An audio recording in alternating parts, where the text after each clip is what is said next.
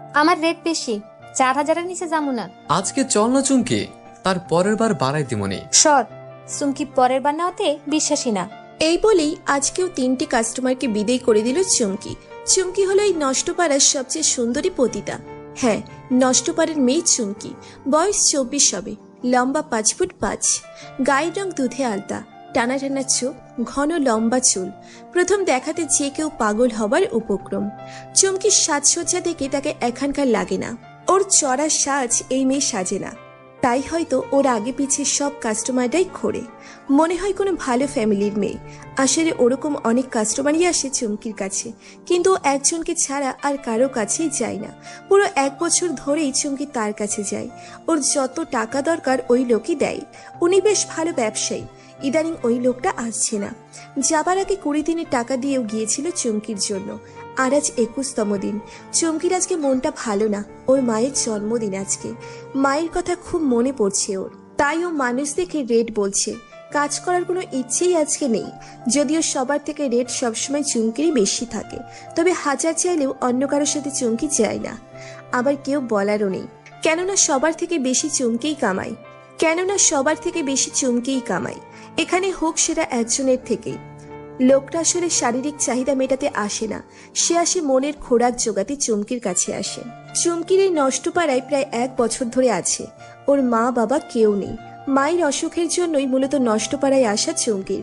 কিন্তু এখানে থেকেও নিজের মান সম্মান শেষ করে দিয়ে নিজের অস্তিত্ব বিলীন করে জীবনের কালো অধ্যায়ের মধ্যে পা বাড়িয়ে এত টাকা খরচ করেও মাকে বাঁচাতে পারেনি ও। মাত্র 9 মাসের মাথায় মাকে হারিয়ে ফেলে। তারপর আর কি?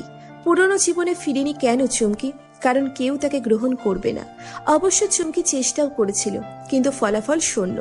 আর তার যে একটা ছোট বোন আছে, তাকেও তো মানুষ করতে পারবে না। তাই শত অনিচ্ছা সত্ত্বেও চুমকি এই নষ্ট কাজ করছে এবং একটি এতিমখানাও চালাচ্ছে। প্রতি মাসে বেশ কিছু টাকা দেয় ওখানে। চুমকির বোন ওখানেই থাকে। চুমকি জানে ওখানে থাকলে ওর বোন ভালো থাকবে। এদিকে আজকেও প্রতিদিনের মতো কাস্টমাররা এসে ভিড় লাগিয়েছে। সবাইকে বিদায় করে দিয়ে ঘুমিয়ে গেছে চুমকি। আসলে চুমকির বয়সের মেয়েদের জীবনে বিয়ে হবার স্বপ্ন থাকে, স্বামী সন্তানের স্বপ্ন থাকে, কিন্তু ওর জীবনে তো এমন কিছুই নেই, নিরামিষ জীবন। তাই কোনো রকম ঘুম আসলেই ওর কাছে সবচেয়ে শান্তি লাগে। আর এতিমখানাতে গেলে রাত 3টে বাজে। চুমকির দরজায় ধাক্কা দিচ্ছে আখি। রুহিবু, বড় আপায় ডাক দিছে, দরজা খোলো দি। আর তোমার কাস্টমার মইরা গেছে বউ, একটা গাড়ি অ্যাক্সিডেন্টে নাকি উনি মইরা গেছে, আজকা খবর পাইছি। তখন সাথে সাথেই দরজা খুলে কিছুটা রেগে চুমকি বলল, তোরে রুহি বলে ডাকতে নিষেধ করছি। এখানে কেউ জানে না আমার নাম রুহি। তুই ওভাবে আমার আর ডাকবি না। আচ্ছা বউ, আর ডাকমু না, খেয়াল আসিল না এই ঘটনা শোনার পর। চুমকিরও খারাপ লাগছে মানুষটার জন্য, কিন্তু পড়ে গেল চিন্তায়। কারণ এখন ওকে আবার কারো কাছে পাঠিয়ে দিবে নিশ্চয়ই। তখন ভয় পেতে লাগলো চুমকি। এখন আসি আখির প্রসঙ্গে। আখি হচ্ছে রুহিদের সাথে একজন মেয়ে। ও রুহিকে খুব পছন্দ করে। রুহির প্রতি ওর কোনো হিংসে কাজ করে না, বরং রুহিকে নিজের বোন ভাবেও। এবার আসল কথা হলো, এই মুহূর্তে চুমকির ডাক পড়েছে এখানকার ঠাকুর আপার কাছে, মানে নিপার কাছে, যে এই পল্লীর সর্দারণী। আর তার ডাক পড়া মানে কোনো জরুরি কাজ আছে। রুহির ছদ্মনাম চুমকি। চুমকি, এত দেরি কেন করলি? কতক্ষণ ধইরা ডাকাইতাছিলাম। আমি ঘুমাইতেছিলাম আফা। রাইতে আবার কিসের ঘুম? আজকে আমার ছুটি। হো, মনে পড়ছে। আচ্ছা শুন, তোর নতুন কাস্টমার ইরাজ সাহেব এইটা, যা ভিতরে নিয়ে যা। আর এক রাইতে 40,000 দিতে রাজি হয়েছে তোর রূপের কথা শুই না। এরে মানা করা আমার ভালো মনে হয় নাই, তাই আজকে তোর মানা করতেও কাস্টমার নিছি। তুই চিন্তা করিস না, ক্যাশ দিছে সব টাকা। এবার নিয়ে যা সাহেবরে, আর ভালোভাবে খেজমত করিস সাহেবের। চুমকি মনে মনে ভাবছে, এই মহিলা আমারে শান্তি দিবে না। মুখের মিষ্টি খালি টাকা আদায়ের সময় এক প্রকার ভীতিও কাজ করছে মনে। কিরে চুমকি, নিয়ে যা। আচ্ছা। ছেলেটার দিকে চুমকি না তাকিয়েই বলল, দাঁড়ায় আছেন কেন? তখনই নিপা কঠিনভাবে তাকালো চুমকির দিকে। তখন চুমকি স্বাভাবিক গলায় বলল, সাহেব চলেন। তারপর লোকটাকে নিজের ঘরে এনে বসতে বলে চুমকি ফ্রেশ হয়ে একটা গোল্ডেন কালারের শাড়ি পরে আসলো। চুলগুলো খোলা, কপালে ছোট্ট একটা গোলাপি টিপ, বেশ দারুণ লাগছে ওকে। চুমকি এবার ঘরে এলো, লোকটার দিকে তাকালো। তাকিয়ে বেশ অবাক লাগলো। কারণ এর বয়স 28 বা 30 হবে। খুবই সুদর্শন একজন পুরুষ। যে কোনো মেয়েই তাকে বিয়ে করতে চাইবে, কারণ যে কোনো মেয়েই তার মতো পুরুষকেই নিজের জীবনের সঙ্গী হিসেবে চাইবে। লোকটা একটা নীল পাঞ্জাবি পরা বেশ টিপটপ গোছানো মানুষ। বয়স 30 হবে।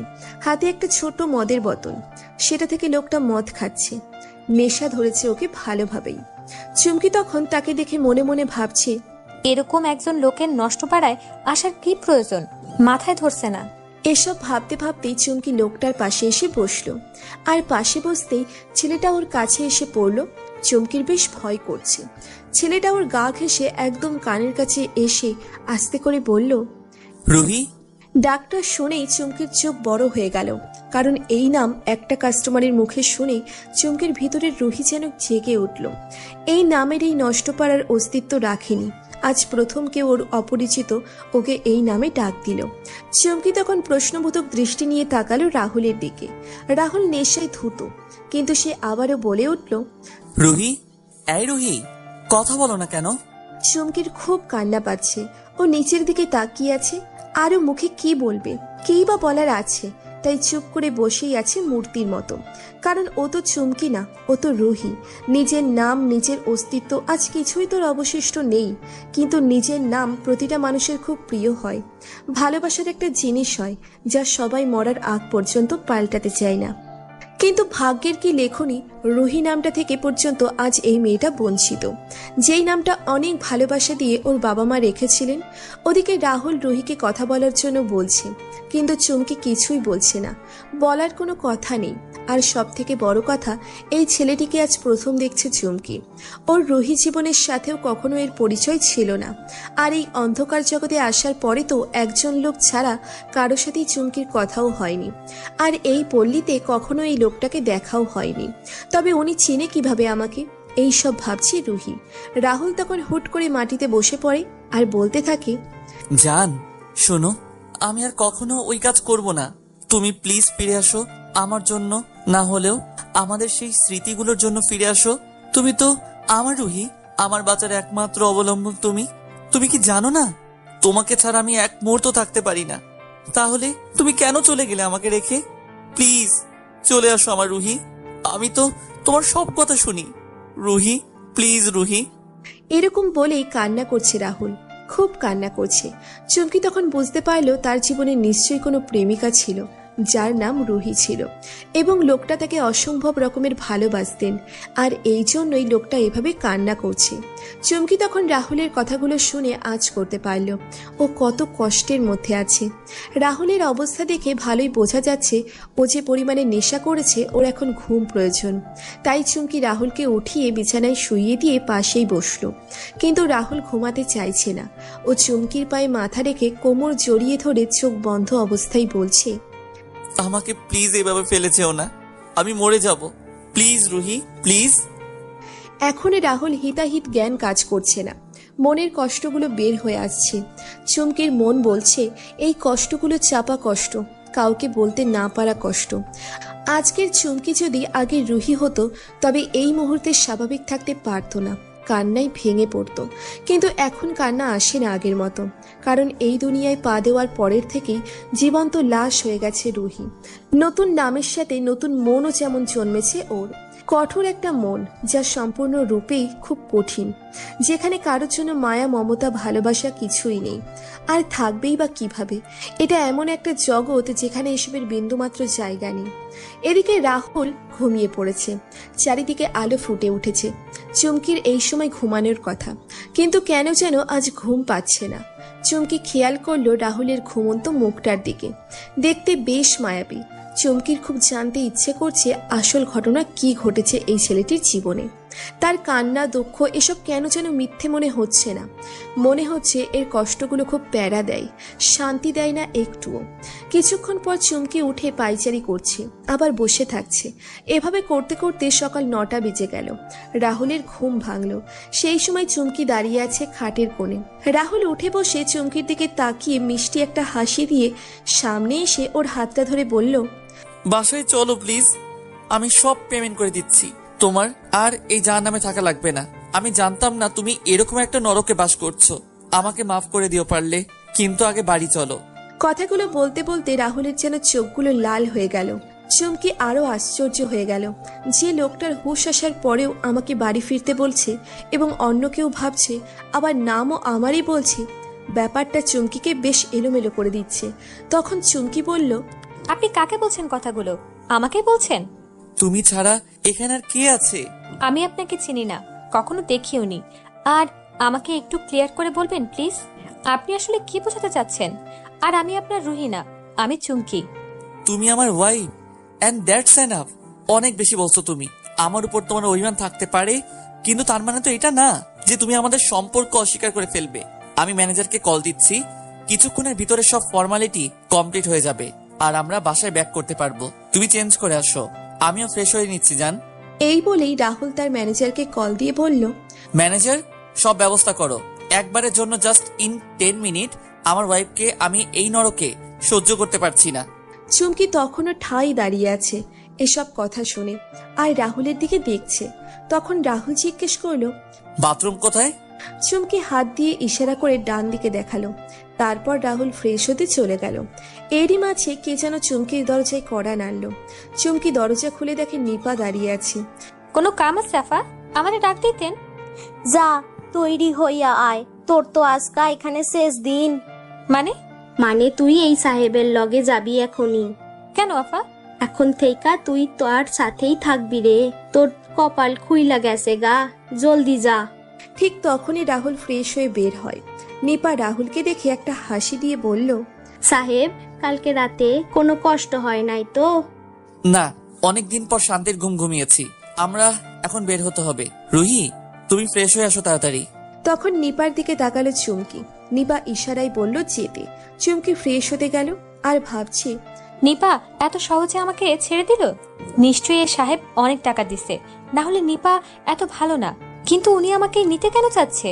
আমার মতো এমন একটা মেয়ে প্রতি রাতে কিছু টাকা দিলেই উনি পেয়ে যাবে, তবে একেবারে কেন নিতে চাচ্ছে? কারণটা কি কিছুই বুঝতে পারছি না। প্রায় 10 মিনিট পর চুমকি ফ্রেশ হয়ে এলো। হলুদ একটা শাড়ি পরা, ভেজা চুলগুলো কোমরের নিচ পর্যন্ত আছে। কোনো সাজ নেই চেহারায়, কিন্তু এতই সুন্দর লাগছে যেন একটা পরী দাঁড়িয়ে আছে। রাহুল তখন ফোনে কথা বলছিল। তখনই চুমকি বের হয়েছে, আর রাহুল ফোন রেখে এক দৃষ্টিতে চুমকিকে দেখছে। আর আশেপাশে কি হচ্ছে না হচ্ছে এসব কিছুই যেন মাথায় খেলছে না। চুমকি এর মাঝে একবারও তাকালো না রাহুলের দিকে। বাথরুম থেকে বের হবার পরে একবার শুধু আর চোখে রাহুলের দিকে তাকিয়েছিল, তারপর আর তাকায়নি। এরপর চুমকি আলমারির কাছে গেল সব কাপড় গোছানোর জন্য। রাহুল তখন ওর কাছে গিয়ে হাতটা ধরলো। চুমকি তখন তাকিয়ে দেখলো রাহুলের দিকে। প্রশ্নবোধক নজর নিয়ে তখন রাহুল বলল, কি করছো? কাপড় গুছাই, যাওয়া লাগবে না? হ্যাঁ জান, যাওয়া লাগবে, তবে এগুলো কিছুই নেওয়া লাগবে না। ওই যে দেখো, তোমার নতুন একটা শাড়ি আমি আনিয়ে রেখেছি, সাথে ব্লাউজ, এক সেট গহনা আর কিছু মেকআপের জিনিসও আছে। তুমি তৈরি হয়ে নাও, কেমন? এই বলে রাহুল আবার কাকে যেন ফোন দিল। চুমকি ব্যাগটা খুলে দেখলো কি সুন্দর শাড়ি, গহনা, বেশ দামিও জিনিসপত্রগুলোর। সব জিনিস বের করে দেখার পর রাহুলের দিকে ও আবার তাকিয়ে দেখলো আর মনে মনে বলল, আসলে কি এগুলো আমি নিজে পারবো? রাহুল তখন কান থেকে ফোনটা সরিয়ে বলল, তুমিই পরবে এগুলো, পরে আসো তাড়াতাড়ি প্লিজ জান। চুমকির খুব অবাক লাগলো। ও মনে মনে বলল, সাহেব শুনলো কিভাবে? থাক, আপাতত মনে মনে কথা বলা বন্ধ করে তাড়াতাড়ি তৈরি হয়ে আসি, না হলে এবার বকা দিতে পারে। ঠিক 10 মিনিটে চুমকি তৈরি হয়ে গেল। এবার ওদের বের হবার সময় হয়ে গেল। চুমকি রুম থেকে বের হয়ে দেখলো আখি দাঁড়িয়ে আছে। চোখে পানি এসে গেছে ওর। বউ, তোমারে অনেক মনে পড়বো, আমারে ভুইলা যাইবা? না রে আখি, আমি তোরে কিভাবে ভুলবো? তুই তো আমার সুখে দুঃখে ছিলি, সারা জীবন তুই আমার আপন বোনের মতন। সাহেব, রুহি বউয়ের খেয়াল রাখেন। আখি, তুমি চিন্তা করো না। ভালোভাবে থাকিস, সাহেবের খেদমত করিস ঠিক মতো। চুমকি শুধু মাথা ঝাঁকিয়ে বলল। রাহুলের গাড়ি এসেছে। ওরা দুজন এবং রাহুলের ম্যানেজার সহ বের হয়ে গেল নষ্টপাড়া থেকে চুমকির জীবনের নতুন অধ্যায়ের সূচনা করতে।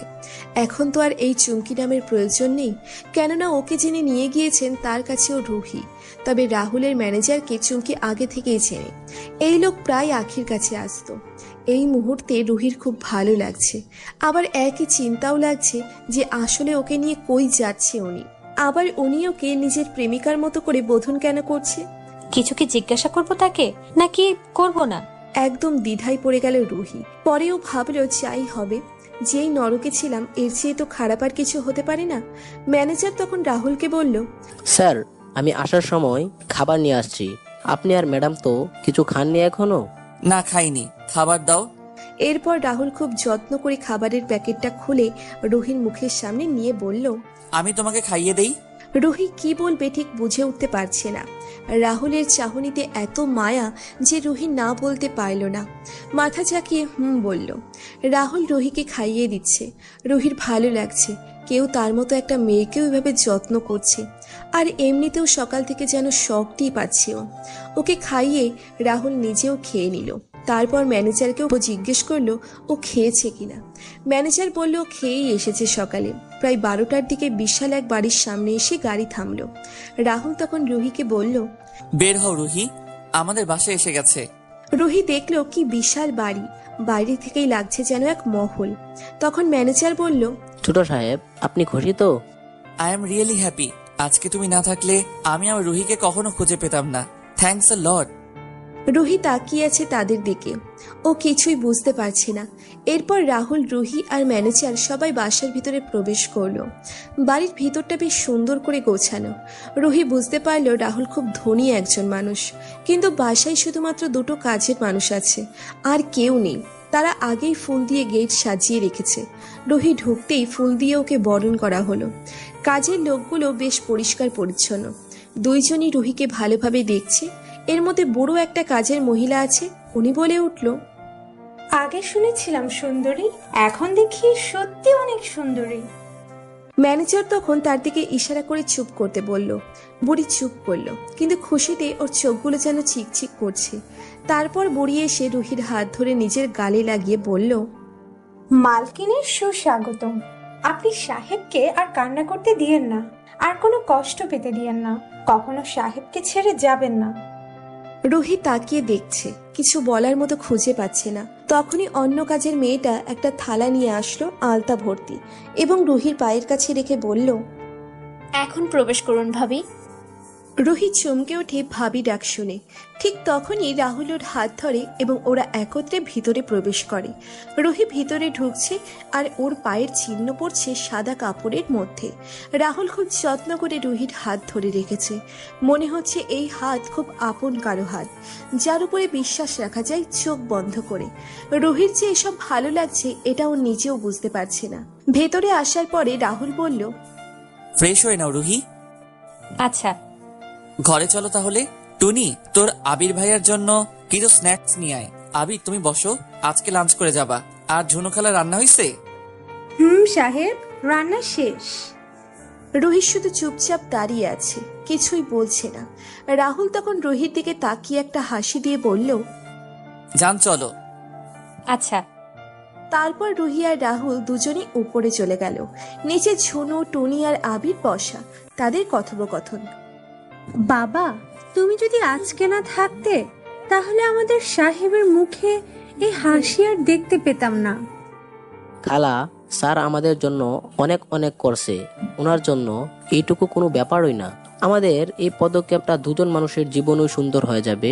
জানেন খালা, এই রুহি মেয়েটা অনেক ভালো। জীবনে অনেক ঘাত প্রতিঘাত সহ করতে হয়েছে ওর। ছোট ভাবি কি জানে পুরো ঘটনা?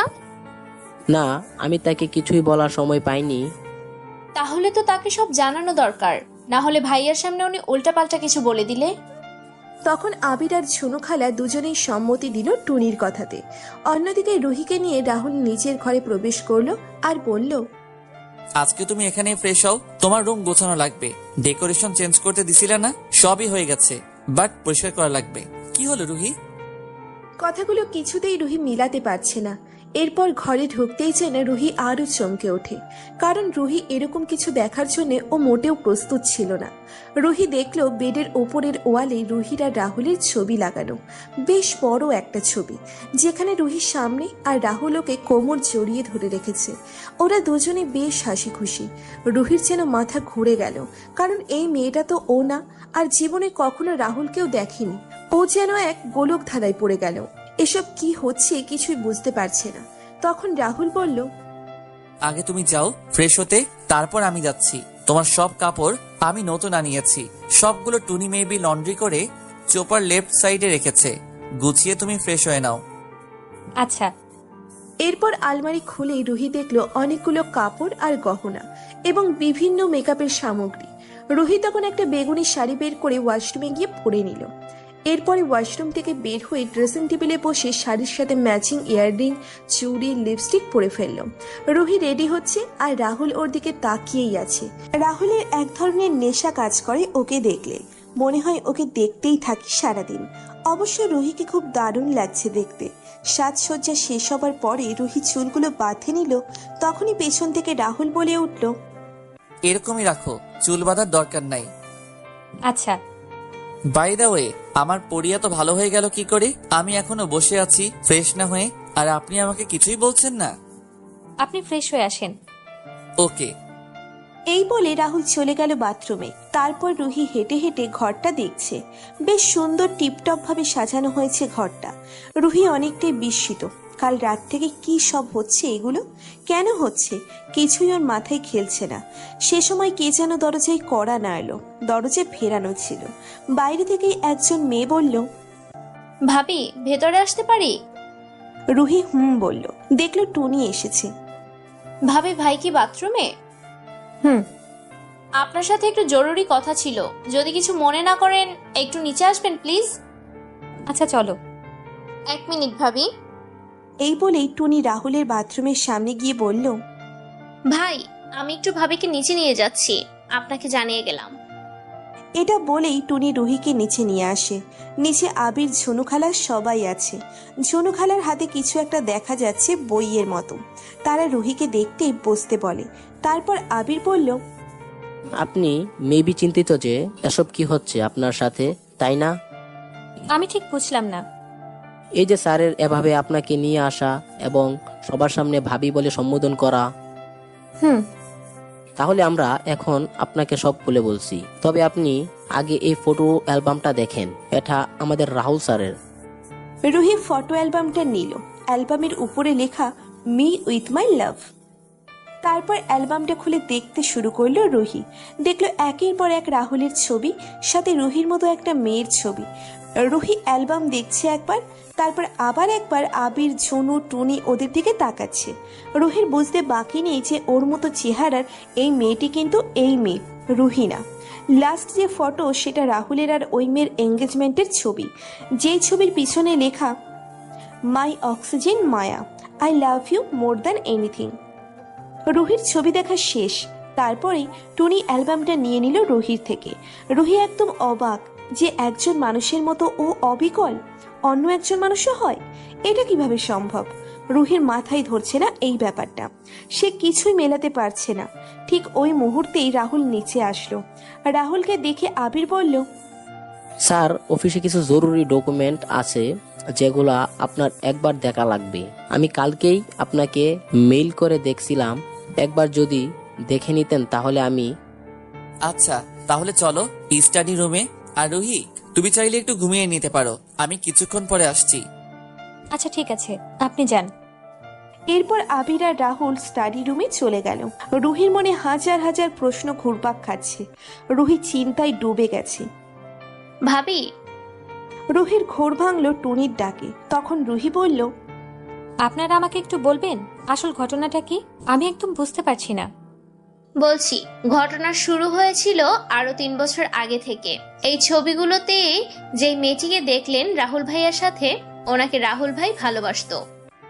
শুধু ভালোবাসতো না, তাদের বিয়েরও কথাবার্তা চলছিল। রাহুল ভাইয়ের বিজনেস পার্টনারের মেয়ে ছিল মায়া ভাবি।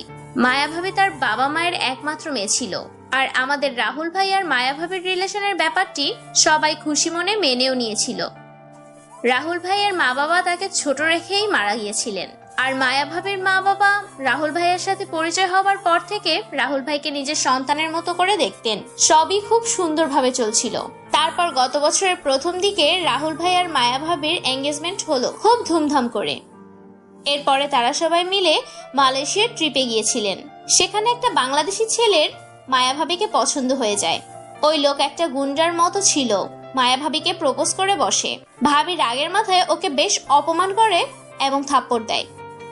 এরপর বাংলাদেশে আসার পরে এই ঘটনা সবাই ভুলে যায়, কিন্তু এরপর যেন আমাদের অশান্তি শুরু হয়ে যায়।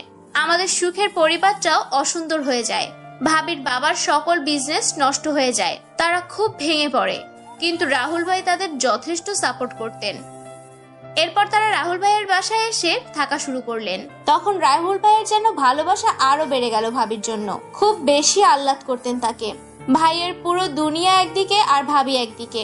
ভাই যে কি পরিমাণ ভালোবাসতো ভাবিকে, এটা যেন না দেখে কেউ বিশ্বাস করবে না। আমরা দেখেছি, তাই আমরা জানি। ভাবিদের অবস্থা পড়ে যাওয়ার কারণে ভাই সিদ্ধান্ত নিলেন যে বিয়েতে বেশি দেরি করা যাবে না। তাই তাদের বিয়ে ঠিক করা হলো মাত্র 2 মাস পরে, মানে মে মাসের দিকে। তারপর একদিন রাহুল ভাই খুব বেশি ব্যস্ত ছিলেন, সারাদিন বাড়িতে ফিরতে পারেনি। রাতে মায়া ভাবি রাহুল ভাইকে ফোন দিয়ে বলে যে সবাই মিলে মায়া ভাবির বান্ধবীর হলুদ সন্ধ্যায় যাবে, কিন্তু রাহুল ভাইয়ের কিছু জরুরি কাজ ছিল, তাই উনি যেতে পারেনি। তারপর মা বাবা সহ মায়া ভাবি বিয়েতে গেল। তার কয়েক ঘন্টা পরে ফোন আসে যে ভাবিদের গাড়ির অ্যাক্সিডেন্ট হয়েছে আর ওদের অবস্থা খারাপ। রাহুল ভাই এ খবর পেয়ে তার অবস্থাও পুরো যায়। কেমন যে একটা অবস্থা হয়েছিল সেটা আপনাকে আমরা মুখে বলে বোঝাতে পারবো না। আর তখনই আমরা সবাই মিলে হসপিটালের উদ্দেশ্যে রওনা হলাম। সাথে আবির ভাইও ছিলেন। উনি ফোন দিয়ে জানাতে পারলেন যে অ্যাক্সিডেন্ট শুধু অ্যাক্সিডেন্ট না, এটা ভাবিদের মেরে ফেলার চক্রান্ত ছিল, আর সেটা অন্য কেউ নয়, ওই অসভ্য উন্মাদ লোকটা করেছিলেন। পরে রাহুল ভাই এসব শুনে পুরো পাথরের মতো হয়ে গিয়েছিলেন। তার মুখের কোনো কথা ছিল না, শুধু একটা কথাই বলেছিলেন, আবির ওকে ছাড়িস না, যা লাগে সব ব্যবস্থা কর। ভাইয়ার চোখে মুখে রাগ, জেদ, ক্ষোভ দেখা যাচ্ছিল। পারলে উনি ওখানেই ওই লোককে শেষ করে দিতেন, কিন্তু চোখ দুটো ভেজা। নিজের ভালোবাসার মানুষকে হারানোর ভয় কাজ করছিল। অবশেষে আমরা হাসপাতালে পৌঁছে গেলাম, আর যাওয়ার পরে শুনলাম ভাবির বাবা মার স্পট ডেট হয়েছে।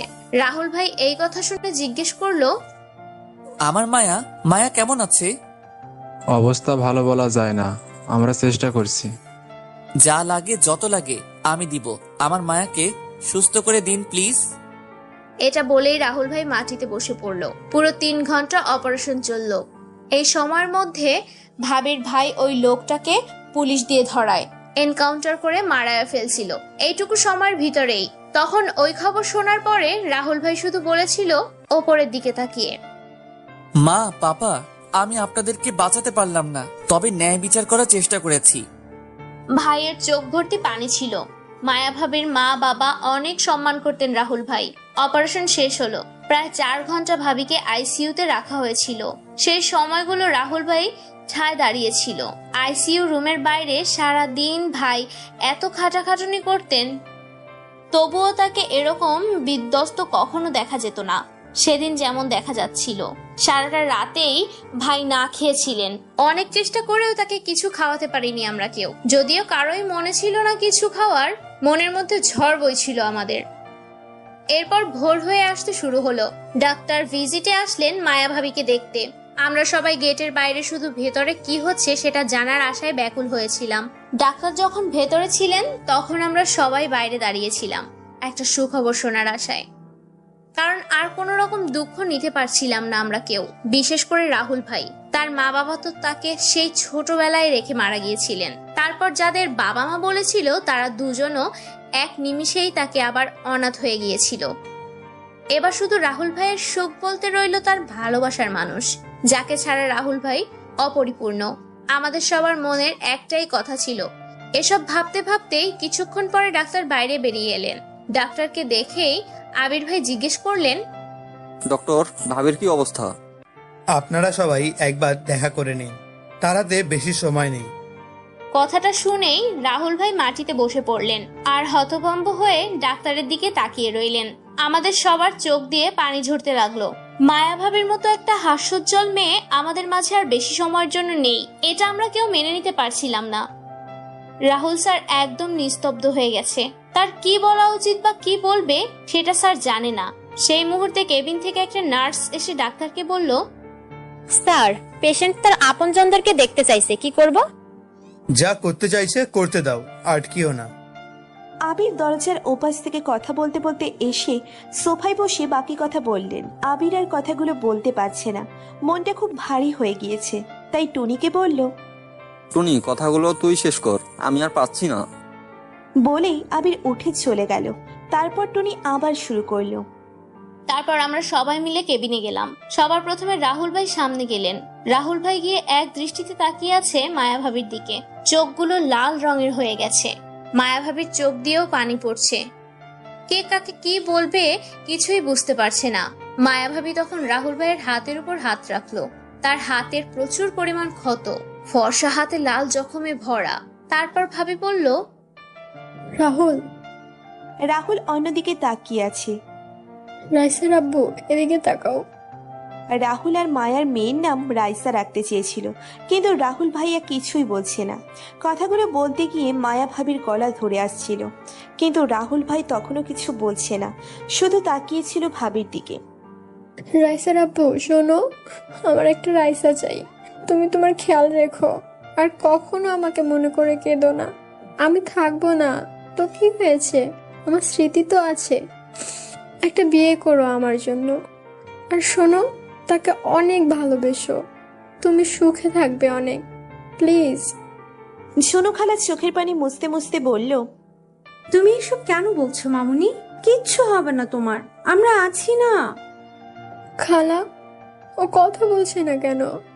ওকে কথা বলতে বলেন। ওকে একবার আমায় জড়িয়ে ধরবে না? ও এভাবে তাকিয়ে আছে কেন আমার দিকে? রাহুল, কথা বলো না একটু, প্লিজ রাহুল। ভাবি কান্না করতে করতে তার কথাগুলো বলছে। বেশ কষ্ট হচ্ছে বোঝা যাচ্ছিল। ভাই একটু কথা বলেন, ভাবি কতবার ডাকতেছে, এভাবে চুপ করে থাকবেন না। বাবা, মায়ামণি কান্না করছে, আপনার মায়ামণি একটাবার কথা বলেন। আমায় একা ফেলে চলে যাবে? তোমার পাগলকে রেখে চলে যাবে? আমার ভালোবাসা তোমার কাছে কিছুই ছিল না? রাহুল, একটাবার আমায় জড়িয়ে ধরো, জাস্ট একটাবার। তোমার ওই টাইট হাতটা শেষবারের মতো পেতে খুব ইচ্ছে হচ্ছে। ভাবি উঠতে চেষ্টা করে, তখন আমি ভাবিকে উঠিয়ে দেই, আর রাহুল ভাই তাকে জড়িয়ে ধরে। পাগলের মতো জাস্ট জাপটে ধরছিল, একদম অন্তরে ঢুকিয়ে ফেলতে চেষ্টা করছে যেন। ভাবির চুলগুলো সব ভাইয়ার বারবার হাতাচ্ছিল, আর কেঁদে কেঁদে দুজনেই গা ভাসাচ্ছে। অনেকক্ষণ এভাবেই ভাবিকে ধরে রেখেছে ভাইয়া। আমরা সবাই কান্না করছিলাম। এরকম এক দৃশ্য দেখে নিজেকে স্বাভাবিক রাখা কারো পক্ষেই সম্ভব ছিল না।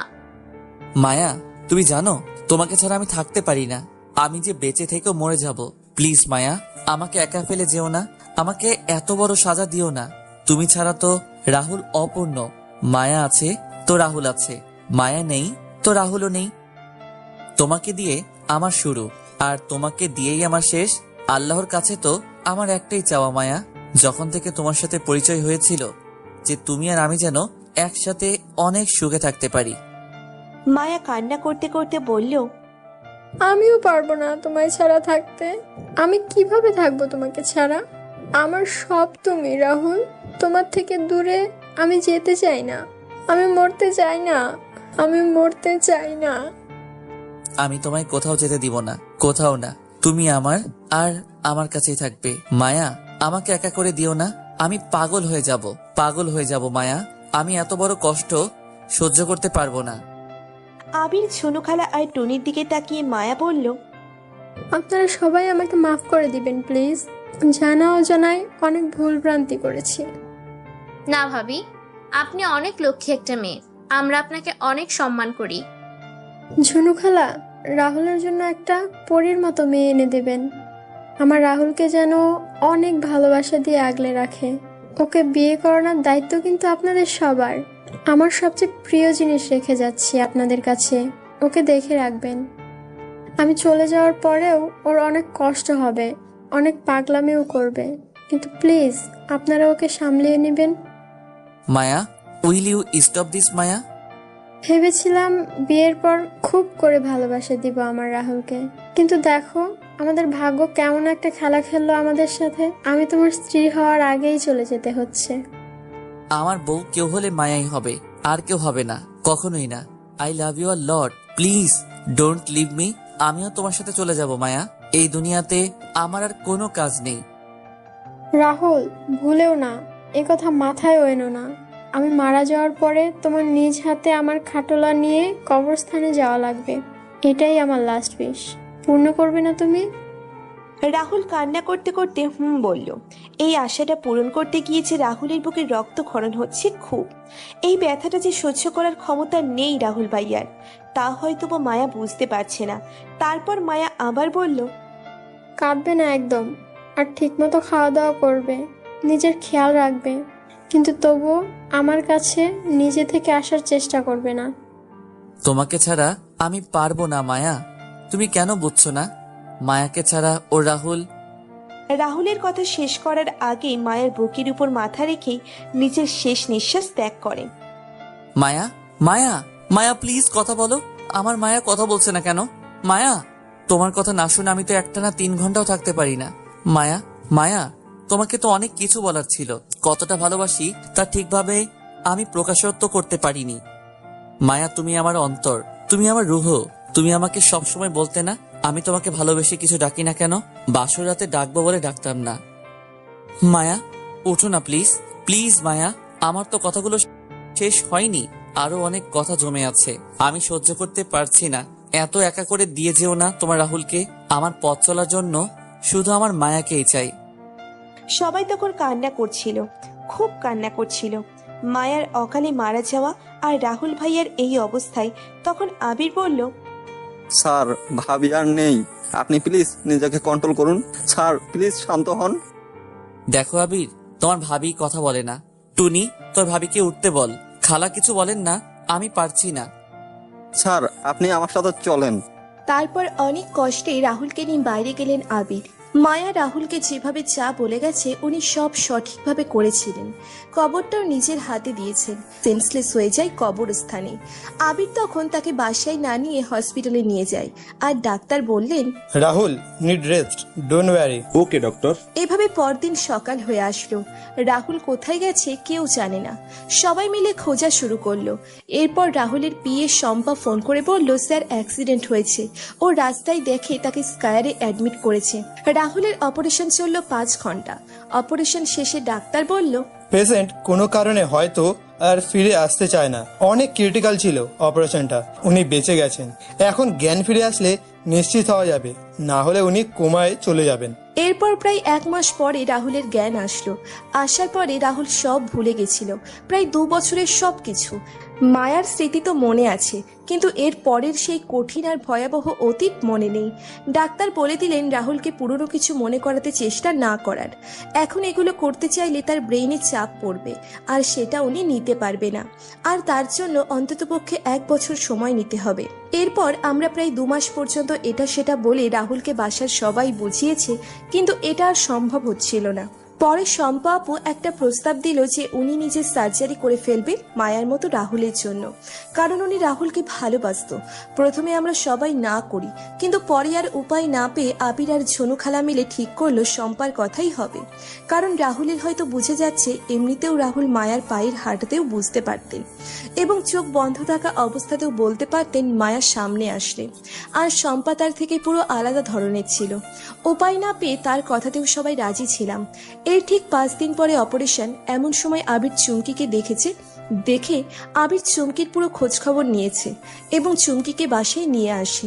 রাহুল মায়াকে রুহু বলতেন আগে, কারণ তার পরিচয় যখন 1 বছর তখন রাহুল মায়াকে অন্তর বা রুহু নামেই ডাকতেন, আর চুমকিরও নামও রুহি। সব মিলিয়ে পরিস্থিতি কিছুটা শান্ত। রুহির চোখ ভরা পানি, খুবই কষ্ট লেগেছে এরকম ভালোবাসার এরকম একটা মর্মান্তিক পরিণতি শুনে। রুহি তো নিজ জীবনে ভালোবাসা পায়নি, পতিতাদের জীবনে ভালোবাসা আসেও না, কিন্তু যেই মানুষটা নিজের ভালোবাসার মানুষকে এত বেশি ভালোবাসতেন তাকে স্বাভাবিক করার জন্য রুহি মনস্থির করলো সে নিজে থেকে যা পারবে, যা করার দরকার সবই করবে। আমাকে আপনারা যেভাবে বলবেন সেভাবেই সব হবে। থ্যাঙ্কস। ঝনু আর টনিও খুব খুশি হলেন রুহির এমন প্রতিক্রিয়ার জন্য। প্রায় 2টো বাজে। এখন দুপুরের খাবারের সময় হয়ে গেল। রাহুলেরও কাজ শেষ। সবাই খেতে বসলো। রুহু, আমি খাইয়ে দিব তোমাকে। আচ্ছা। এরপর রাহুল রুহিকে আগে খাইয়ে দিয়ে নিজে খেয়ে নিল। রুহির রুম পরিষ্কার করা হয়ে গিয়েছে। রুহু, তুমি এখন একটু ঘুমাও, তোমাকে রুমে দিয়ে আসি, চলো। আপনিও ঘুমাবেন একটু? আচ্ছা ঠিক আছে। তারপর রাহুল রুহিকে ওর রুমে নিয়ে গেল। রুহি রুমে দেখলো কি সুন্দর করে ডেকোরেশন করা, কি চমৎকার রুচি ছিল মায়ার। অসম্ভব রকমের ভালোবাসা দিয়ে প্রতিটা জিনিসপত্র যেন কিনেছিল মেয়েটা। রুহি রাহুল আর মায়ার কথাগুলো মনে করে খুব কষ্ট পাচ্ছে।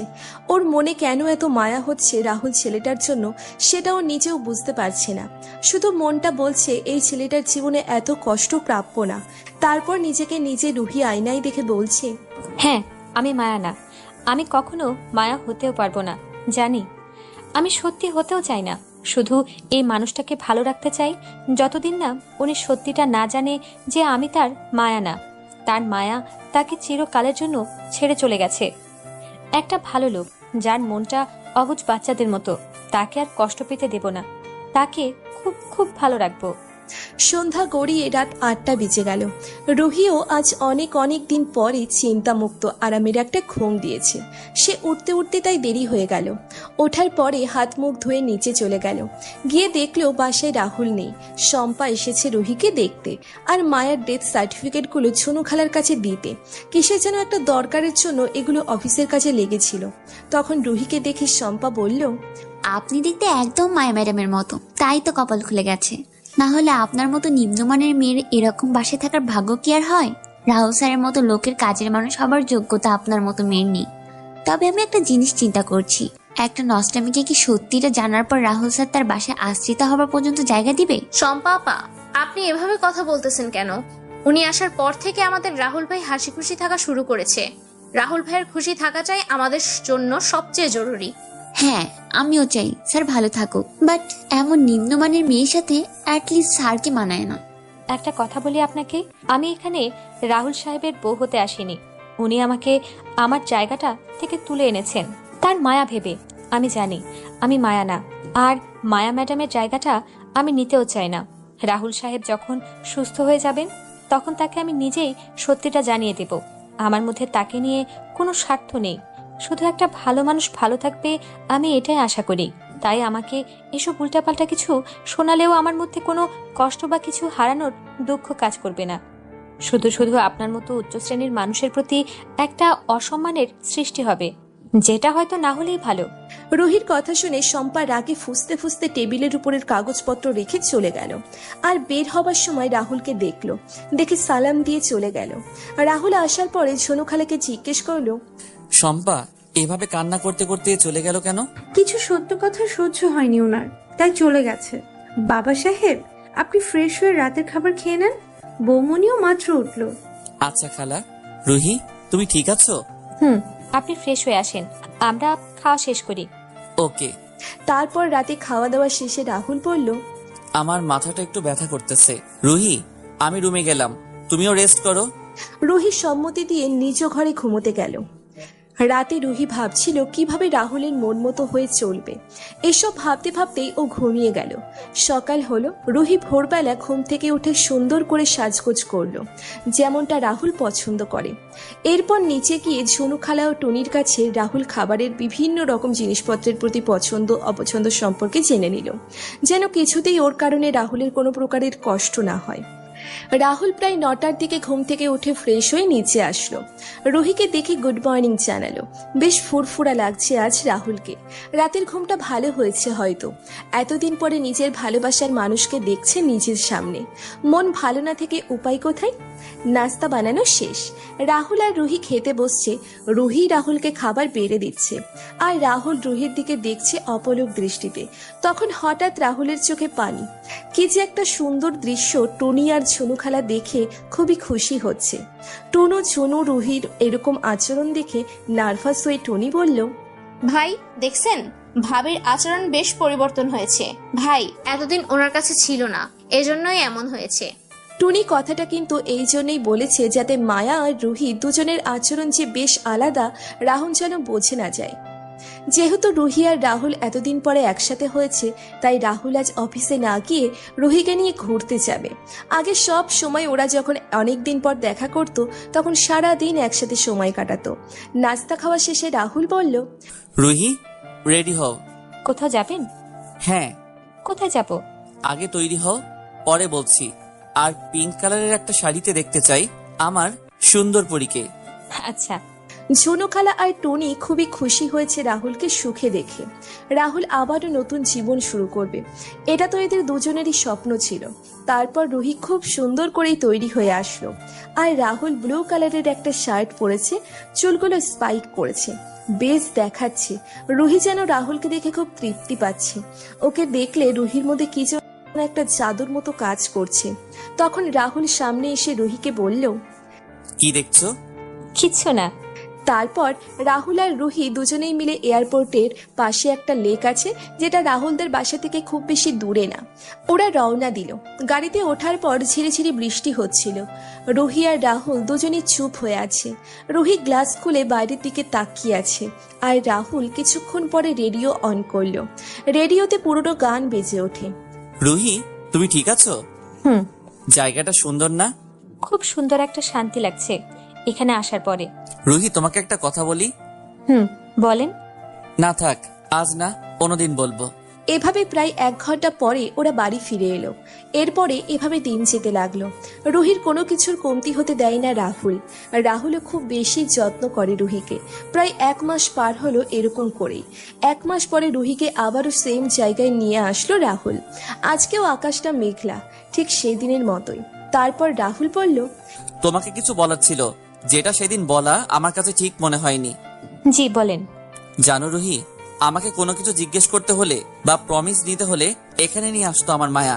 আমার মায়া এই জায়গাটা খুব ভালোবাসতো, তাই এই জায়গাটার সাথে আমার এত বেশি অ্যাটাচমেন্ট কাজ করে। এটা বলেই রাহুলের চোখ বন্ধ করে নিল। তখন রাহুল চোখ থেকে কয়েক ফোঁটা পানি পড়ল। রুহি প্রচুর ভয় পেয়ে গেল রাহুলের এমন কথা শুনে। ওর মুখে কোনো কথা আসছে না। এরকম একটা সিচুয়েশনে রুহির কি বা বলা উচিত, আর রাহুলই বা কিভাবে সব জানলো? রুহির মাথায় কিচ্ছু আসছে না। রুহির হাত পা ঠান্ডা হয়ে আসছে। তখন রাহুল আবার বলল, জানো রুহি, আমার মায়া খুব অভিমানী একটা মেয়ে ছিল। ওর মতো আহ্লাদি মেয়ে খুব কম হয়। ওর মনটা একদমই বাচ্চাদের মতো নিষ্পাপ ছিল, কখনো কারো খারাপ চিন্তা করতো না। আমি মায়াকে খুব বেশি ভালোবাসতাম, তাই এইভাবে আমাকে ছেড়ে চলে গিয়েছে। রুহি ভয়ে ভয়ে প্রশ্ন করলো, আপনি মানে কিভাবে জানলেন? রুহি, যেদিন আমি তোমাকে প্রথম দেখেছিলাম সেদিন আমি নেশায় ঘুরেছিলাম। তখন আমি তোমাকে আমার মায়া ভেবেছিলাম, মনে হয়েছিল তুমি আমার মায়া। কিন্তু যখন তোমাকে বাসায় আনলাম, এরপরে তোমার আচরণ, কথা বলা, এসব কিছুই আমার মনে হতো তুমি আমার মায়া না। কারণ মায়ার স্পর্শ আমি বুঝতাম, ও পাশে থাকলে আমি না দেখলেও বুঝতাম। কিন্তু কেন যেন তোমার কাছে থাকা আমার মনে ধরছিল না। যেদিনই আমি এসব ভাবছিলাম, কিন্তু কাউকে কিছুই বলিনি বা জিজ্ঞেসও করিনি, কারণ আমি শিওর ছিলাম না কোনো ব্যাপারেই। এরপর সেদিন যখন শম্পা আসলো বাসায়, আমি সব শুনে ফেলেছিলাম। এরপর দেখলাম আমার মায়ের ডেথ সার্টিফিকেট সোফার উপরে রাখা ছিল। সেদিন সারা রাত আমি ঘুমাইনি। এরপর আমি ডাক্তারের কাছে কাউন্সিলিং শুরু করলাম। আস্তে আস্তে আমার সব মনে হলো। তারপর ধীরে সুস্থে আমি সবকিছু মেনে নিলাম যে হ্যাঁ, আমার মায়া আর নেই, ও চলে গেছে। তাই এখন আর কান্না করি না, কষ্ট পাই না। তাহলে আপনি এতদিন আমাকে কেন বাসায় রেখেছিলেন? আমার মায়া অসহায়দের পাশে দাঁড়িয়েছে সারা জীবন। মায়া অনেক ভালো একটা মানুষ ছিল, ও আমার হবু বউ ছিল। এই জন্য বলছি না, তোমার মতো মেয়েদের জন্য ও একটা কিছু করতে চেয়েছিল, কিন্তু সময় পাইনি। আমি যদি সেদিন তোমাকে না রাখতাম, তাহলে হয়তো তোমার আবারও ওই অন্ধকার দুনিয়ায় ফিরে যাওয়া লাগতো। আর আমি তা চাই না, আমার জন্য কারো জীবনটা আবারও নষ্ট হয়ে যাক। আমি এই কয়দিন তোমাকে কিছুই বলিনি, জিজ্ঞেসও করিনি। এর পেছনে শম্পা একটা বিশেষ ভূমিকা রেখেছে। আর শম্পা আমার খুবই কাবিল একটা এমপ্লয় ছিল বরাবর, যার কারণে আমি বুঝতাম ও আমাকে পছন্দ করে। এটা জানা সত্ত্বেও ওকে চাকরিতে রেখেছিলাম। কাল শম্পার বিয়ে হয়ে গিয়েছে। এখন আর কোনো ঝামেলা নেই আমার জীবনে। আমি শান্তি মতো আমার মায়াকে ভেবে বেঁচে থাকতে পারবো বাকি জীবন। আপনি আমাকে ভুল বুঝেননি তো? আমি আসলে না, তোমাকে ভুল বুঝিনি। আর এখানে তোমার কোনো দোষও নেই। আবির, ঝুনুখালা আর টুনি আমার সুখের জন্যই এইসব করেছে, সেটা আমি বুঝি। তুমি নিজেকে দোষারোপ করো না। রুহি মনে মনে ভাবছে উনি মায়াকে বড্ড বেশি ভালোবাসেন। রাহুলের কষ্ট মায়াকে ছাড়া রাহুল বাকি জীবন অতিক্রম করা লাগবে, এটা ভেবেই রুহির চোখ দিয়ে পানি পড়ছে। রুহি, তোমার আর মায়া সাজা লাগবে না। এরপর কিছুক্ষণ দুজনেই নীরবতা পালন করলো। তখন হঠাৎ বৃষ্টি শুরু হয়ে গেল। রুহি আর রাহুল দুজনের অশ্রুসিক্ত নয়ন, কেউ কাউকে দেখছে না। তারা দুজনই তাকিয়ে আছে আকাশের পানে। দুজনের মনে দু ধরনের কষ্ট কাজ করছে, কিন্তু তারা একে অপরের জন্যও ব্যথিত। ভাগ্য যেন এক নিষ্ঠুর খেলা খেলছে তাদের সাথে। রুহির ইচ্ছে করছে রাহুলকে জড়িয়ে ধরতে আর রাহুলের সব কষ্ট নিজের মধ্যে নিয়ে নিতে, কিন্তু রুহি পারছে না। ওর তো অধিকার নেই, কারণ রাহুলের মতো একটা ছেলের পাশে দাঁড়ানোর মতো যে যোগ্যতা থাকা লাগে সেটাও হারিয়ে ফেলেছে। যেদিন ওই নষ্ট পাড়ায় ওর পা রাখতে হয়েছিল, এখন নির্বাক হয়ে রাহুলের কষ্ট দেখা ছাড়া আর কোনো উপায় রুহির নেই। এভাবে প্রায় 20 মিনিট পর রাহুল বলল, চলো বাসায় যাই। রুহি কিচ্ছু বলল না, শুধু হ্যাঁ সূচক মাথা নাড়িয়ে সম্মতি দিল। এরপর বাসায় ফিরে গেল ওরা। টনি রাহুল আর রুহিকে দেখা মাত্রই বলল, ভাবি, আপনি আর ভাইয়া তো ভিজে গেছেন পুরো, আমি টাওয়াল নিয়ে আসি। কিন্তু রাহুল তখন কিছু না বলেই ঘরে চলে এলো। এটা দেখে টনি বলল, ভাবি, কিছু হয়েছে? আপনাদের এমন দেখাচ্ছে কেন? উনি সব জেনে গেছে। আমি মায়া না, আমি রুহি।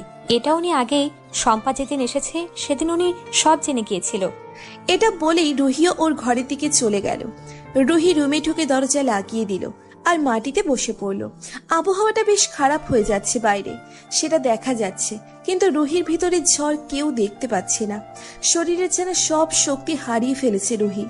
কেমন যেন লাগছে, হাত পা ভেঙে আসছে। শুধু রাহুলকে চোখের চাহনি, মুখে বলা কথাগুলো মনে পড়ছে বারবার। কখনো রুহি কারোর জন্য এমন অনুভব করেনি যেমনটা এখন রাহুলের জন্য অনুভব করছে। কিন্তু কেন এমন অনুভব হচ্ছে এটা রুহির আর বুঝতে বাকি নেই। রুহি বুঝে গিয়েছে রাহুলকেও ভালোবেসে ফেলেছে, তাই রাহুলের কষ্টে ওর কলিজা পড়ে যাচ্ছে। রাহুলের চোখের পানি যেন রুহির অন্তরে গিয়ে লাগছে। বারবার এই জিনিসগুলো মনে পড়ছিল। আজকের এই দুনিয়াটা খুবই খারাপ লাগছে। রুহি জানে রাহুলের সাথে রুহির মিল কখনো সম্ভব না। আর রুহি মনে মনে ভেবেও রেখেছিল রাহুল সবকিছু জানার পরে এই বাড়ি ছেড়ে চলে যাবে। যেই আশ্রমে রুহির বোন থাকতো, রুহি ওখানেই চলে যাবে, কারণ এখন আর কোনো পিছুটান নেই। শুধু আছে কিছু মিষ্টি সুন্দর স্মৃতি যা রাহুল ওকে দিয়েছে। রুহি বাথরুমে গিয়ে অনেকক্ষণ কান্না করলো, নিজের মনকে শক্ত করলো, কারণ এখন যে ওর চলে যেতে হবে। তারপর বের হয়ে রুহি হালকা নীল একটা শাড়ি পরে নিল। চেহারাটা যে কত মলিন লাগছে, খুবই ক্লান্ত দেখাচ্ছে। ওদিকে রাহুলও ফ্রেশ হয়ে এসে বসে আছে রোলিং চেয়ারে। ঝড় ক্রমাগত বাড়ছে, এই কারণে বৃষ্টির ঝাপটা জানালা দিয়ে ভিতরে আসছে। রাহুল উঠে জানালা লাগিয়ে দিল। কাচের ভেতর দিয়ে ওপাশের ঝড় দেখছে রাহুল। এদিকে টুনি এই ব্যাপারটি ঝুনু খালা আর আবিরকে জানিয়ে দিল, আর আবির রাহুলের বাসার দিকে রওনা দিল। সবাই যেন চিন্তায় পড়ে গেল যে এখন কি হবে। রুহি এই কয়দিনেই নিজের ভালো ব্যবহার আর গুণের মাধ্যমে সবার মনে নিজের জন্য একটা জায়গা করে নিয়েছে। রাহুল আর রুহি যেন এক হয়ে যায়, বাসায় সবাই এটাই চায়। এদিকে রুহি আস্তে আস্তে করে নিচে নেমে এলো। রাহুলের সাথে আর থাকার জন্য রুহির ঠিক হবে না। রাহুলকে ছেড়ে যেতে রুহির খুব কষ্ট লাগছে, আর যদি রাহুলকে দেখে তাহলে রুহির চাওয়া হবে না। কিন্তু মায়ের মতো চেহারা নিয়ে প্রতি মুহূর্তে রাহুলকে মায়ের কথা মনে করিয়ে রুহির থাকাটাও ঠিক হবে না। তাই বাইরের এই অবস্থা দেখেও রুহি কাউকে কিছু না বলেই বের হয়ে গেল আশ্রমের উদ্দেশ্যে। প্রায় 1 ঘন্টা পরে আবির আসলো রাহুলের বাসায়। এসেই বলল, ঝুনু খালা, স্যার কোথায়? রাহুল বাবা তার রুমে। আর রুহি ভাবি কোথায়? মনে হয় তার ঘরে আছে। আচ্ছা, আমি স্যারের ঘরে যাই, তার সাথে দেখা করা দরকার। এটা বলে আবির উপরে উঠে রাহুলের রুমের দরজায় কড়া নাড়ল। রাহুল পেছনের দিকে না ঘুরেই বলল, ভেতরে আসতে পারো? স্যার, আমি। আবির বসো। স্যার প্লিজ, আপনি আমাদের ভুল বুঝবেন না। আমরা আপনার মেন্টাল টেস্ট এমন ছিল দেখে এই পদক্ষেপটা নিয়েছিলাম। আবার অন্যান্য কোম্পানিগুলো আপনার এই অসুস্থতাকে হাতিয়ার বানিয়ে আমাদের কোম্পানির সব ডিল নিতে পারত। অনেকেই এমন টেস্ট করেছিল, এসব কারণেই আমরা অসহায় হয়ে গিয়েছিলাম। আমি ডক্টরের সাথে কথা বলেছি, আর না বললেও আমি তোমাকে বিশ্বাস করি আবির। তোমরা আমার জন্যই এসব করেছিলে, আমি বুঝতে পারছি। যাই হোক, এখন আর কোনো সমস্যা নেই, সব ভুলে যাও। আমি রুহির নামে আমার উত্তরার মার্কেটটা করে দিতে চাচ্ছি। ওই মেয়েটা হাসি খুশি থাকলে আমার মনে হয় আমার মায়া ভালো আছে, ওর যেন কোনো কষ্ট না হয়, সেদিকে খেয়াল রেখো। স্যার, আপনার কি মনে হয় মেয়েটা এভাবে সুখে থাকবে? কথাটা শুনে রাহুল চমকিয়ে ওঠে। কি বলতে চাচ্ছ তুমি? স্যার, আপনি কি বুঝেন রুহি আপু আপনাকে অনেক বেশি ভালোবাসে? কিছুদিন আগে যখন আপনার জ্বর ছিল, উনি না খেয়ে সারা দিন রাত আপনার সেবায় ব্যস্ত ছিল। এগুলো কি উনি মায়া হিসেবে করেছে? এগুলো কি একটা মানুষ নাটক করতে পারে? আর যদি করেও, তবে কি এভাবে কেউ এতদিন নাটক করতে পারে? রাহুল চুপ করে আছে। স্যার, আপনি যদি সত্যি চান যে রুহি আপু খুশি থাকুক, তাহলে ওনাকে আমার ভাবি বানিয়ে ফেলেন। উনি আপনার টাকা বা আপনার রূপকে ভালোবাসেননি, উনি ভালোবাসে আপনার মনকে। আর মায়া ভাবিও চাইতেন আপনি ভালো কোনো মেয়েকে বিয়ে করে জীবনে সুখী হবেন। আর একটা কথা কি স্যার, ভাবি চারিত্রিক দিক থেকে এখনো পবিত্র আছেন। আমি তার ব্যাপারে সব খোঁজ নিয়েছিলাম আগেই। আমি আপনাকে এভাবে সব বলতাম না, কিন্তু আজ না বললে পরে আর বলা হতো না। এমন সময় টুনি দৌড়ে এসে রাহুলকে বলল, ভাইয়া ভাইয়া, ভাবি বাসায় নেই। এই অবস্থায় উনি কোথায় যেন চলে গিয়েছে। মানে তুই ভালো মতো দেখেছিস? জি ভাইয়া, আপনি প্লিজ ভাবিকে খুঁজে বের করেন। তার অবস্থা খুবই বিধ্বস্ত হয়ে গিয়েছিল। আবির চলো, রুহিকে খুঁজতে হবে। এরপর ওরা বেরিয়ে পড়ল। রাহুল টেনশন বেড়ে গেল। অনেক সময় খোঁজার পরেও যখন রুহিকে পেল না, তখন ও রুহির আশ্রমে চলে গেল। এই আশ্রমের প্রতি রুহির একটা টান আছে, এটা রাহুল জানে। আশ্রমে গিয়েই রাহুল দেখলো রুহি ওখানেই আছে। রুহি একটা ছোট্ট বাচ্চার কান্না থামাচ্ছিল। কি অপরূপ লাগছে ওকে দেখতে। দেখে যেন রাহুলের স্বস্তি ফিরে এলো। তখন রাহুল ডাক দিল, রুহি। রাহুলের ডাক শুনেই রুহির চোখ বড় হয়ে গেল এবং অবাক হলো রাহুলকে দেখে। রাহুল একেবারে ভিজে গেছে পুরোপুরি, কেমন ক্লান্ত দেখাচ্ছে ওকে। রুহি বাচ্চাকে অন্য একজনের কোলে দিয়ে এসে রাহুলকে বলল, আপনি এখানে কি করছেন? এখানে কেন এসেছেন? তুমি এখানে কেন এসেছো? আমি আর আপনাকে কষ্ট দিতে চাই না, আপনি প্লিজ চলে যান। কথাগুলো বলতে রুহির খুব কষ্ট হচ্ছে, তাই নিচের দিকে তাকিয়ে কান্না করতে করতে কথাগুলো বলে ফেলে রুহি। একবার কষ্ট পেয়েছি, আবারও কষ্ট দিবে আমাকে? রুহি, আমাকে রেখে চলে যাবে? রুহি তখন রাহুলের দিকে তাকিয়েই রইল, কিন্তু মুখে কিচ্ছু বলছে না। রাহুল আবার বলল, তুমি আমাকে ভালোবাসো রুহি, আমি জানি। আমাকে রেখে তাহলে কেন চলে যাচ্ছ? আমি আপনার যোগ্য না। আমার মতো মেয়েদের জীবন কারো বউ হবার অধিকার নেই। আমরা শুধুই ভোগ্যপণ্য, কারো স্ত্রী হবার মতো সৌভাগ্য আমাদের নেই। রুহি, মানুষের মনের চেয়ে বড় শরীর না। আর আমি তোমাকে ওইভাবে কখনো বিচার করিনি। যখন শুনেছিলাম আমার মায়া এক দুর্ঘটনার কারণে নষ্ট পাড়ায় আটকা পড়েছে, তখন আমি একটাবারও চিন্তা করিনি যে আমার মায়া হয়তো নষ্ট হয়ে গেছে। তাহলে তোমাকে কেন এমন ভাববো? মনের পবিত্রতা অনেক বড় রুহি, এটা সবার থাকা দরকার। আর আমি জানি তুমি কারোর সাথে কখনো কিছু করনি, আর যদি করতেও তবুও তুমি আমার কাছে এমনই থাকতে। রুহি এবার কান্না আর যেন চেপে রাখতে পারছে না। রাহুল আবার বলল, আমাকে ছেড়ে গেলে কষ্ট তো একা তুমি না, আমিও পাবো। কারণ তুমি আমার অভ্যাসে পরিণত হয়ে গেছো। জানো রুহি, আমি কয়েক ঘন্টা আগেও এই জিনিসটা বুঝতে পারছিলাম না। তুমি যখন চলে গেলা, তখন আমি বুঝছিলাম যে আমার বেঁচে থাকার জন্যে রুহিকে লাগবে। আমি অনেক কষ্টে মায়াকে ছাড়া থাকার অভ্যাস করেছি, কিন্তু এখন আবার তোমাকে ছাড়া। রুহি এবার আর একটা কথাও রাহুলকে বলতে দিল না। সাথে সাথেই রাহুলকে জড়িয়ে ধরলো। রাহুল ও রুহিকে চেপে ধরলো। দুটো পিপাসায় কাতর আত্মা যেন নিজের অমৃত খুঁজে পেয়েছে। তাদের অপ্রকাশিত ভালোবাসা আজ সফল হয়েছে। সেই রাতেই রুহিকে বিয়ে করে একবারে বাসায় ফিরেছি। রুহি আর রাহুল দুইজন দুইজনের মাধ্যমে পূর্ণতা পেয়েছে তাদের ভালোবাসার। এরপর ওদের সব দুঃখ কষ্ট শেষ হয়ে নতুন জীবনের পথে ওরা একে অপরের হাত ধরে চলতে শুরু করলো। বিশেষ দ্রষ্টব্য, সম্পূর্ণ কাহিনী কাল্পনিক। বাস্তবে রুহিদের জীবন সুন্দরভাবে শেষ হয় না। তবে আমরা যদি পারি তাহলে তাদের পাশে দাঁড়ানো উচিত। কারণ আমার মনে হয় না কোনো মেয়ে নিজের স্বইচ্ছায় এসব কাজ করে। তাই আমাদের উচিত তাদের সাহায্য করা, অন্তত মনুষ্যত্বের জন্য হলেও। নতুন নতুন গল্প শুনতে আমাদের চ্যানেলটি সাবস্ক্রাইব করে বেল বাটনে ক্লিক করতে ভুলবেন না। ট্রেডিংয়ে সফল হতে হলে সঠিক সিদ্ধান্ত, সময়জ্ঞান এবং নির্ভরযোগ্য গাইডলাইন দরকার। আমি প্রতিদিন আমার অভিজ্ঞতার আলোকে নিশ্চিত ট্রেডিং সিগন্যাল শেয়ার করি আমাদের টেলিগ্রাম চ্যানেলে। যদি আপনি সত্যিকারের লাভ করতে চান, তাহলে এখনই যুক্ত হন। টেলিগ্রামের লিংক এবং নাম ডেসক্রিপশন বক্সে দেওয়া আছে। যারা ইচ্ছুক তারা দ্রুত জয়েন হয়ে যান।